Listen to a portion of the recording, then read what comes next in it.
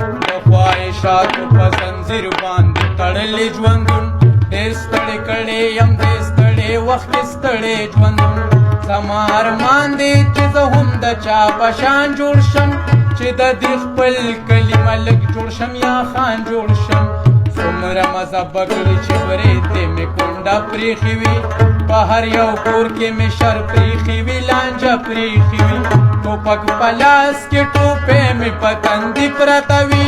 خیر دې که ماته د ټول کلي دشمني پرته وي خفا په دې یم چې مې وس نشته او زور نشته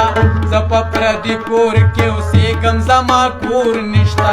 ماته یو کس ووایي چې مړه خفه کېږي سله ستا در د ظلم په سر واچوه یریږي سله ستا د سړیا خلک ځان دپاره څه نه کوي دلته خو هغه سړی ښه دی چې څوک ښه نه کوي بس لږ د ظلم نظري سره منښته وکړه دین او ایمان پرېږده د ښو خلکو نن غښته وکړه دومره څه وکړه چې ایمان دې په سینه کې خور شي چې دې د ظلم اواز ټوله ښاریه کې خور شي د خپل عزت دپاره ویشتې کوه ستړې کوه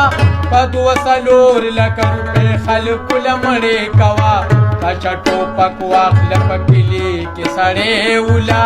یا د چا پلار وله یا د چا زوی وله په لاس کې توره د یزید او د شداد ونیسه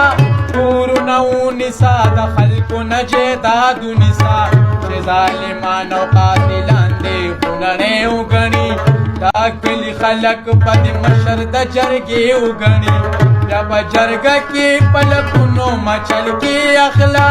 مرسډیز ګاډي په بدل کې د ټانګې اخلا هسې خدا خلق خدای نه مني رسوله نه مني